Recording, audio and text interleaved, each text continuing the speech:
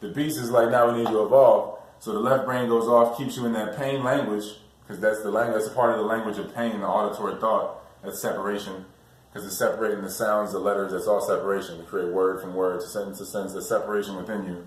So doing, not doing is way, way. That's the true way. So whenever that's stillness in motion, like I was saying. So once the body's in harmony, then you can put it in position as its mother and trust it to do what it would naturally do, because the universe is behind it. And there's no fear in that. So, because the fear is just going to create more trying and more doing and more chasing. So there's no separation from the dancer and the dance, obviously. So that's doing, not doing. That's stillness in motion. If anything that's done needs to be undone, so that creates a breath debt, which is an energetic misalignment, which is spiritual debt. So then you just a misalignment in your body, and then you experience time and space and separation. So then you have to defrag, realign, and then you get back into your infinity, and then you get to the next point of pain or checkpoint, and then you defrag, realign, and then continue to perpetuate this thing. It's just an ID check. That's what you call it. It's an ID check. You get to a point where you ID check. Where am I identifying? Am I identifying because it's desires from the body, different levels of desire. So that's your different level of identity. So where's your ID check? Do your ID check. So if you control your one body and put it in harmony, then you can step back and you can, continue on to the next job. And then if you control one body and you make it the Tao, that you're controlling the whole universe. There's no separation. So if it's a room full of bodies and you harmonize one of them, you make that one the Tao. All the other bodies in the room have to follow it. So you can look at the body or room as a frequency or a wavelength. So all people in a certain age bracket that are in a certain energy level, if you harmonize a body in that bracket, it's the Tao. It becomes the standard of consciousness for that bracket of that soul group. So they all have to follow the Tao. And then the Tao isn't an identity. You can't identify with the body, but the Tao can be embodied if the body is in harmony. Because the only way you either integrate or disintegrate. So either way you go back to the Tao. All paths lead to the Tao. But you can integrate or disintegrate. So you're integrating and bringing back the oneness, or you're disintegrating for that perspective. There's no duality. There's no right or wrong. That's just what's happening. You can be a disintegrating breatharian or an integrating breatharian. Integration in that immortality is your actual immortality and vicarious immortality, where you can perpetuate life and continue to create the organic technology. There's no separation. Your son is the father, the son is the father, so there's no separation in thought to emotion, so you can see down the line for eons.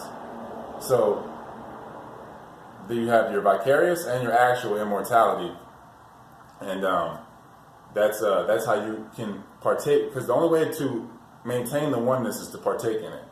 So you set the body in harmony and do what's happy for it, and if that's which is the natural things that are good for the body, what's harmonious for the body, for its different stages.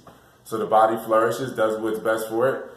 For some people that will be a sage, some people that would be to have a bunch of children or whatever it is, but that if you're reaching a point of pain that you have to align and evolve, and if you don't, then you have to go through the process of setting up the antenna vicariously, which is your vicarious immortality. Either way, you can have both if you do it harmoniously, because then when the woman comes to ovulate and you bring the seed, a potent seed to it, the universe will let you know if you can release or not, if you're doing, not doing.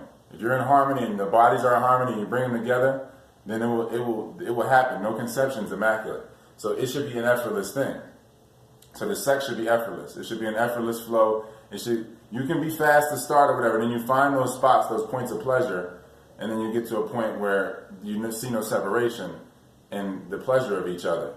Because you step out of the harmony to create the harmony, or to perceive the harmony again. You're stepping into your ego and in your body to pleasure another person's body, but you don't see, not for separation, but just because one hand washes the other, there's no separation. So I step into me, and I don't fall into her feelings. I please her, and then she does the same thing for me. So she doesn't get lost in my body signals, and then we continue to transfer the signals. Because if she is saying orgasm, orgasm in her body, and my breath is too shallow to decipher, then my body just takes her signal and releases. But that's different levels of consciousness and sex and your breath pattern. So if the breathing patterns are synchronized, they go from unconscious to conscious synchronicity. and then the breathing patterns are synchronized, and then the seed and the egg enter the possibility, the opportunity meets potential, then the universe is behind you. It'll either let you release or it won't. So you don't have to have any fear in that. So only the unconscious parts of you can release anyway. That's the parts of you that you have to learn from. So you have a kid to teach you what you're not learning, because that's your separation. You have this false sense of separation.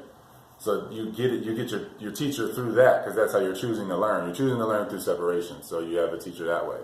You know what I mean? Or you could just look at it like no separation, creating this organic technology, or not creating because it's always been there, ushering that energy in from the darkness to the light, and then jumping through that portal.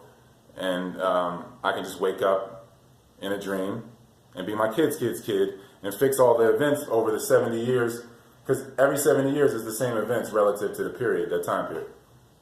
So I can fix all the events, collapse all the lifetimes, and then it's just one life, one thought, one emotion. It's the oneness. That's it. The oneness. It's not anything that you have to reach for or try. It's your truest nature. It's the supernatural. So that's really all I wanted to say for that. I'll leave that at that.